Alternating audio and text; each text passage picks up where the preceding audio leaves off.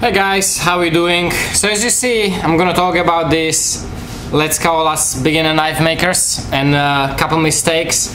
And it's the main reason was I wanna try to help Ben with his knife. It's a beautiful knife, but there's a couple things that at this point I can already give you a couple good advices of things to be aware of, things to avoid to make it perfect, and not to make it only about his knife.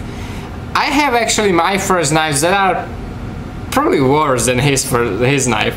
I mean, there is some really big, like, silly mistakes that it takes very little to prevent them and very little to make it, not so much, but a little bit better, little tips, and they all add up, and over time when you do more and more, you perfect the technique and you perfect, everything, the whole knife making. Just like with everything, practice makes perfect.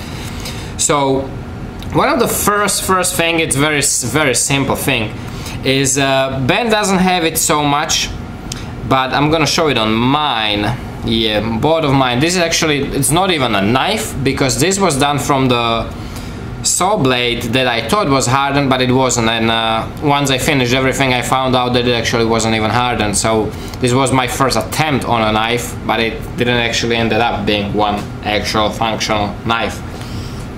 It's just a knife-like object. So if you look up close, one of the very first things when you're doing epoxy handle, you see all that epoxy there? Yeah, it's it's one of those things that when you start, it's something that doesn't even occur to you. It's like such a small little thing, and so there is a little bit in here. You see it on the top there, and Ben has very little bit there. So what you do is when you shape your front and have the front ready and glue the scales, best way is either alcohol or acetone and these Q-tips, and just soak the Q-tip in acetone or alcohol and wipe it really well, but always on one wipe. Wipe it with one side and do the other, so you never wipe it again with something that you already wiped the epoxy from it before, because you would be just smudging it over. So these are so cheap, don't go cheap on them. One swipe per one side, and just really well you make sure that there is nothing less. It's really just a matter of couple seconds, and it will make a difference in the outcome. It's such a simple little tip, but trust me, it took me a while to find out that this is the best way. I used to do it with the paper towel, small little pieces of paper towel.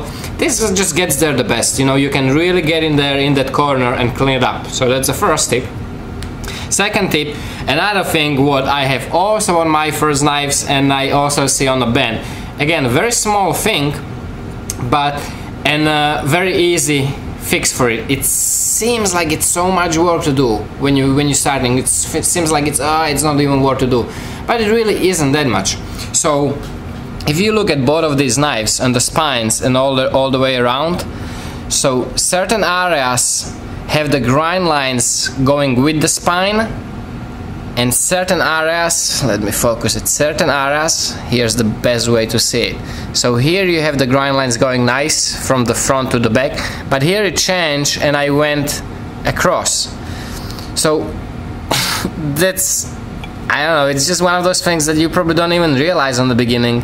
But all it really takes is, either with the Dremel, even when you take the sanding drums on the Dremel and just do that one fluent motion, it's gotta be, so the best way is to be one fluent motion. Don't stop even for a split second in some spot, because you're gonna see it. One fluent motion, sanding it off across the whole top, Same thing here. Bend it really nice here, it's nice and side and finish on the top of the handle, but when you go to the spine, it has the grind lines going across. So if you were to, let's say you probably did this on the belt sander, so you kind of grinded this off, just do the same thing across, go with that blade across the whole thing. Or also what I was doing is, when you kind of wore it already, with the belt sander, you can also do it on those sanding drums, or like I said, with the Dremel, just run the Dremel going this way, so you have the grind lines across the whole way, that way. Also, I recommend, if you want to do that little decoration swedge, kind of like a swedge or like a chamfer on the spine, I also recommend one fluent motion. You start where you want to start, and just do that one motion. So let's say that this is a sanding drum or a wheel on the grinder. Just do that one fluent motion like this, either that way, or when you have a belt running this way, like this is a belt like this. Imagine that this is a belt like this, and it's going down, you know, it's spinning this way, and you want the on the swedges, doesn't really matter, it's up to you, you know, if you want the grind lines that way or that way, so it's you know, really up to you. But to make it nice and kind of even, the best way is to make it as a one fluent motion. If you're doing that kind of switch chamfer, one fluent motion, so it's kind of completely even. And always, even if you mess up something, always try to correct it with just one fluent motion. It will get there. It might take, you know, very little pressure, but it might take a couple passes, but it will get there, you know. You will make it even or somehow nice looking, because as soon as you try to kind of fix these little things by grinding at the one spot at the time, you're gonna see it every time. It's hard to kind of blend those little things in, so that's why always one fluent motion is always the best. And same actually goes for sharpening. Like Ben's knife, certain areas are really nice and sharp, like really crisp edge, phone book paper slicing, but some areas are not so much. It's just like, you know, regular good sharp knife, printing paper, sharpening, sharp. And you can also see on the little bevel, and let me see if I can actually see it even on mine. This one is almost zero grind. You can't really point it out on this, but kind of goes the same way. If you want to do that bevel nice, even, also one nice fluent motions, you know, you have to be sure that the edge is at least somewhat even thickness across the whole thing. Me personally, I grind the edges almost pretty much to the zero grind, and then I put the secondary small bevel on it. But when you're putting the bevel, always try to do that one motion. Never try to go back to one certain area that you so let's say everything is sharp, but there is a spot here that isn't sharp. I'm not gonna go actually just there to that one spot, try to sharpen it. I will start here again, but with less pressure, and at that spot where I'm gonna go to that spot where I know it's dull, or it's not as sharp yet, and I want to get it sharper, that's where I kind of increase the pressure a little bit. So again, you're not gonna have very obvious change that this is small bevel, and then suddenly there is a big difference in the bevel, because it's hard to do it, you know, like same kind of like with the switch. If you try to do it in the sections, you're gonna see the little steps. It's hard to blend in. When you always start off with from the beginning and kind of fix it up depending on the pressure, because you know which area you want to grind off more than the other, that's always better. It will smooth out. And also another thing is, I don't know if I have it here, I have it slightly somewhere. When you shape the handles, now one thing I really like that he didn't do just square of handles, it's nicely contoured, you know. Contouring starts from the spine and ends here, so it's one continuous curve. It's not just flat and with the chamfered edges. I like this type of handles when everything is nice and round. I believe that it's much more comfortable knife. You know, some people would refer to it as a concealed carry. Sometimes what happens when you do that is you take off too much handle material and you expose the edge, you know, the steel of the tank. And again, same thing, you know, nothing happens, not a big deal. Just sand it off again, like sand off a little bit of that steel so it's kind of flush again, so you again reach that handle material. It will, little thing again, but it will make it look more professional. And I think that's about it. Kydex, the sheet is working perfectly good. One thing I can point out is maybe kind of same thing what you were doing here, you know, to make it nice and even. Now you can do it a little nicer, you know, just again, it's just like with everything, just the way I do it is just smooth motions.